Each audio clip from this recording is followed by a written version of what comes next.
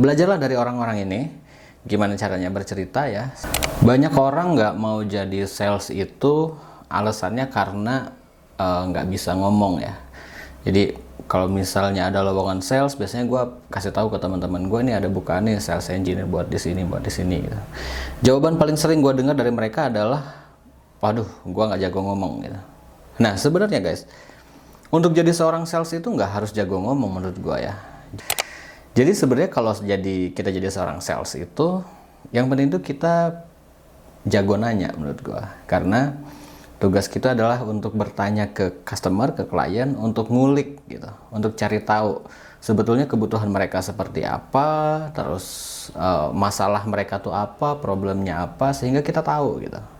Nah, supaya kita tahu apa yang mereka alami, misal dengan produk atau jasa yang sebelumnya, itu kita harus bertanya. Nanti mereka akan bercerita dan kita cukup dengerin dan kita ingat, kita catat, oh problemnya tuh apa gitu. Sebenarnya pengalaman mereka dengan produk sebelumnya tuh apa, dengan misal produk atau jasa yang sebelumnya mereka gunain itu apa, gimana gitu. Nah itu pentingnya kita jago untuk nanya gitu. Kita harus pintar untuk nanya, nggak harus pintar ngomong.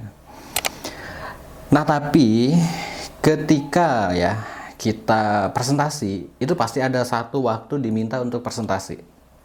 Misal klien kita butuh produk kita dan kita untuk diminta untuk presentasi.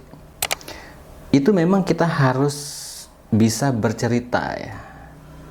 Jadi bisa nyeritain produk kita tuh apa, benefitnya apa, kita orangnya seperti apa. Nah, dengan begitu orang akan nangkep apa yang kita tawarin gitu, produk apa yang kita bawa. Sebenarnya sesuatu apa yang kita bawa ke mejanya mereka gitu. Nah, itu butuh kemampuan untuk bercerita gitu ya, atau storytelling lah. Menurut gua salah satu influencer yang cakep banget storytellingnya itu ada Ferry Irwandi. Wah, gue suka banget kalau dia lagi storytelling ya. Ferry Irwandi itu cakep banget. Terus atau ada sebenarnya influencer yang nggak begitu terkenal ya, tapi dulu gue ngeliat dia itu di ajang storytelling gitu. Namanya Putri Tania, itu juga bagus juga tuh storytellingnya. Nah, jadi sales tuh gitu guys, nggak harus jago ngomong ya. Kalau kita ketemu klien, kita harus jago nanya.